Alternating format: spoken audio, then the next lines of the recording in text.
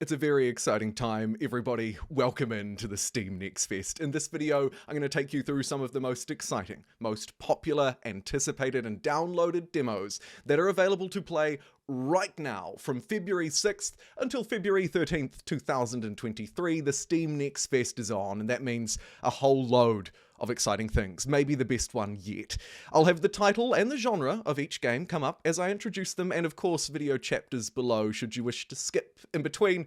And with YouTube housekeeping aside, let's jump in and look at the very best. And kicking us off is Plan B Terraform. Plan B Terraform is an automation simulation game all about trains, and I think it's something that Elon Musk would really dream about. In this game, we are tasked with discovering and harvesting resources from a new planet, bringing supplies to cities, and ultimately trying to terraform it by extracting minerals and building an extensive transport system based around, of course, those crucial trains. We will eventually build terraforming devices and ultimately warming the atmosphere until rivers and oceans appear.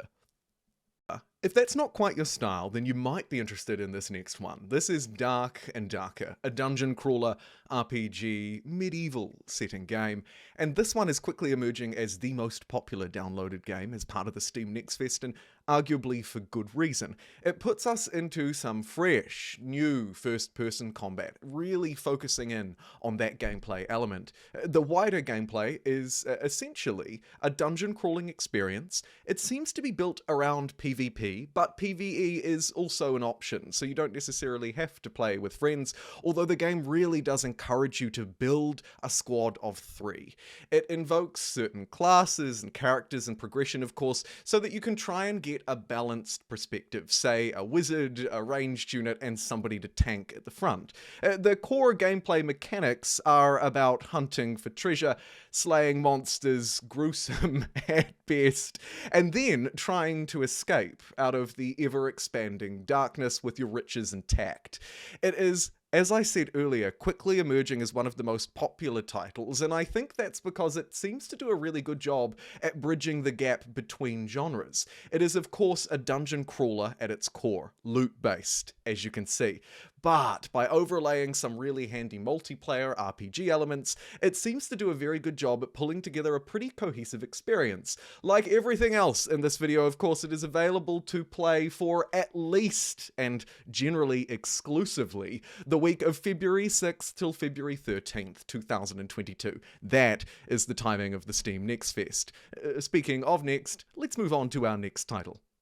This one, scheduled for release in Q3 of this year, is called Planet of Lana, and it combines the really classic and increasingly popular puzzling platform, especially with some of the recent games similar to this one that have come out on iOS and Android over the last few years, but adds a slightly more fast-paced adventure element to it, and the entire gameplay is based around you and your little furry companion. It is, of course, at its core, a puzzling and platforming experience, and as you can tell by its art style, it is, in my opinion anyway, visually appealing as heck. This one is very pretty to look at, but also quite interesting under the hood.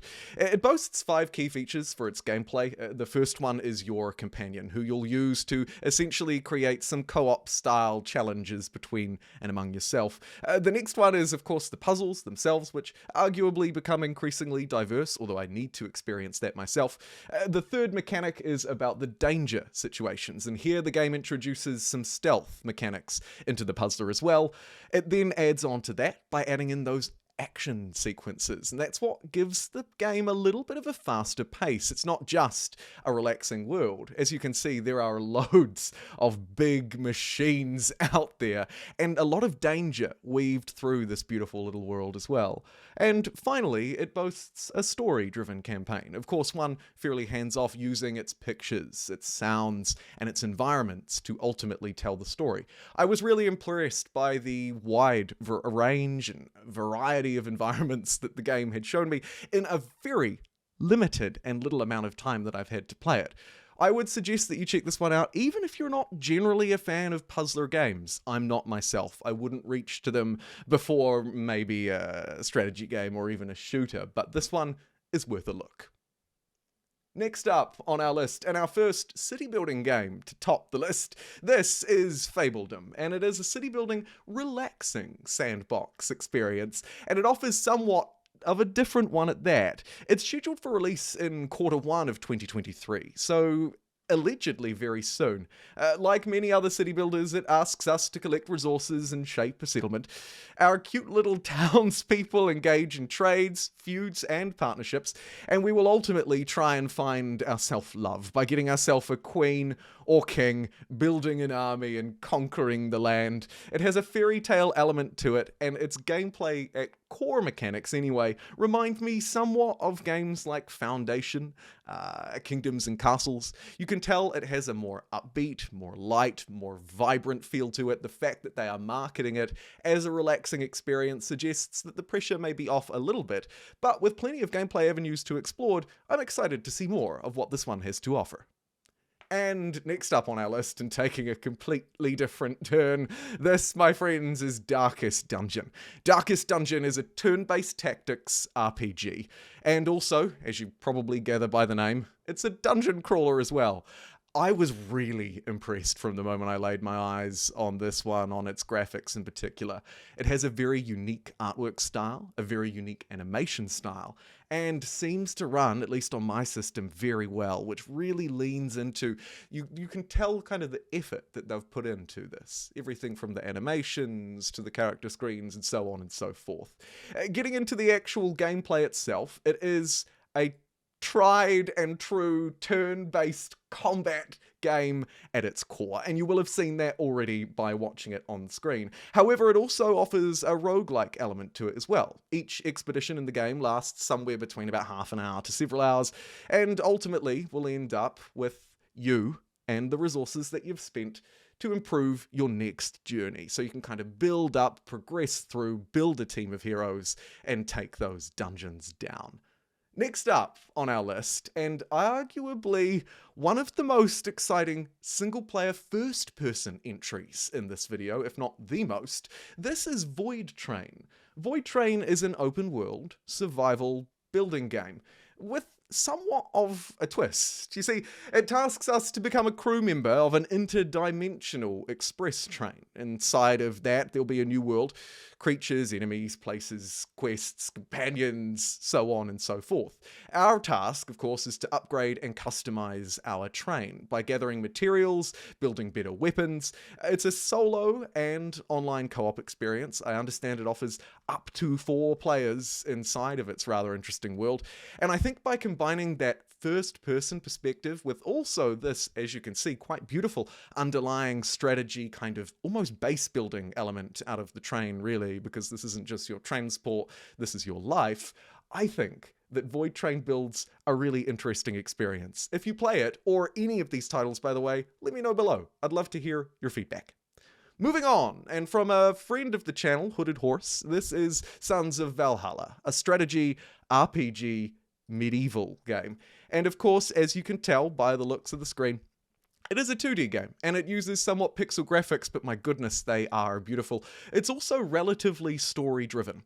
Sons of Valhalla is based purely around combat and base building, and as you can tell, it's set in the Viking Age.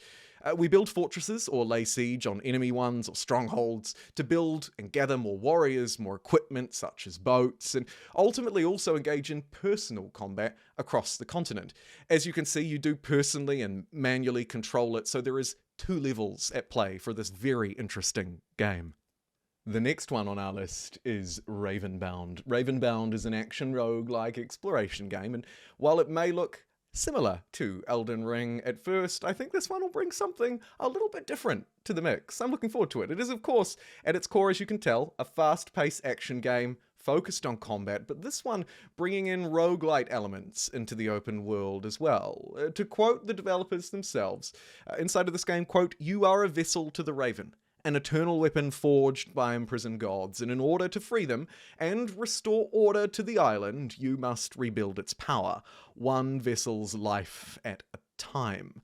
Permadeath is a big part of Ravenbound. While each vessel is lost forever once they fall in battle, the strength that they bring to you, the Raven, is not, allowing you to come back stronger every time. It builds in that roguelite element adds it, of course, into a fast-paced, open world in a fantasy setting inspired by Scandinavian folklore. I'm interested to see how this title runs, how it performs on my system, and ultimately if it can build a story that's really captivating for me. But one thing is very clear, it is ranking right up there in early downloads, playtime, and all sorts of statistics in the Steam Next Fest. And like everything else in this video, that suggests to me that it could very well be worth a look. Speaking of look, take a look! This is Broken Arrow, a strategy war game and a real-time strategy game at that. The big real-time strategy game entry for this video anyway. Although, don't worry strategy fans, I'll have a video coming out tomorrow where we'll look specifically at the kinds of games that we play here on this channel, and Broken Arrow could very well be one of those. Broken Arrow prides itself on being a large-scale real-time strategy game. 200 plus unique military units, technologies, so on and so forth. It's designed to be a really immersive simulation of a modern war game as well, something we don't actually often see if you think about it that much. It prides itself on unique army building with 7 or 8 overall categories like logistics, helicopters and infantry, and then plenty of customization and custom units within that. Ultimately, of course, the strategy layer and the combat layer combine, and with the right combination of units from your deck, and you can then deploy them into the battlefield. Don't flame me in the comments for that one. I heard it. I'm just gonna leave it there. This is hopefully the ultimate large-scale, real-time strategy, modern warfare simulation experiment. It also does slightly deliver on certain, speaking of experimental features that we don't often see, things like logistics, supply lines, laser designation from our planes, to name a few. I'm looking forward to sitting down and seeing how this one performs, given the impressive scale that it boasts. I'm also really quite keen to see a more modern real-time strategy game. I don't feel like I've played one in a very long time. Moving swiftly along though, I'd like to add, before we get to our final pick, one honourable mention. And my honourable mention for this video goes to Xenonauts 2, a turn-based tactics and grand strategy game, inspired of course by the classics, and obviously inspired by XCOM. This is in many ways a fantastic spiritual successor to the XCOM franchise. It is also, of course, a successor to Xenonauts 1. It's currently scheduled for release in 2023, and the demo, of course, focuses on the turn-based tactical elements, but also on the worldview, or what Xenonauts calls the strategic layer. Here you can do things like upgrade your vehicles, load your troops, and crucially explore the world. You are trying to defend it from an alien invasion, and there'll be plenty of missions for you to encounter along the way. I was really impressed by the way that I could gear up my troops and equip them. For a demo, it was pretty expansive, and then once I got into the actual game, the tactical combat layer itself, and I was deployed into the field, I was again impressed. It really delivered that classic XCOM experience. Now, of course, it takes a somewhat backward approach to its graphical style, i.e. it's not going to be AAA lens glaring or anything like that. This is a classically inspired game, but I was really taken by its style. I think it will hopefully be really impressive to you too. If you're a fan of turn-based tactics games, I think you'll very much enjoy it. It also does, of course, lean into the grand strategy element as well, with the world building, the research, and everything that goes on top of the turn-based tactics gameplay.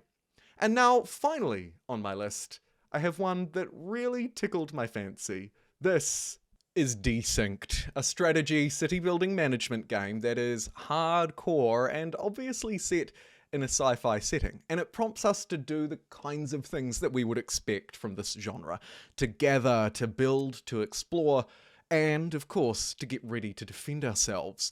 But it does something a little bit different, and it seems to do it really well. It scratches that Factorio itch on a whole new level.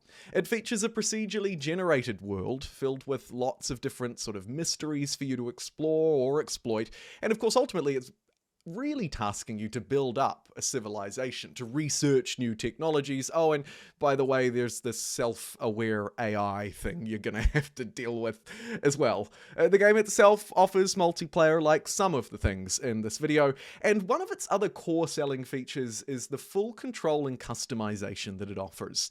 Every single unit or building in the game is a template, and we as players can decide how it functions, how it looks, and what components to equip it with.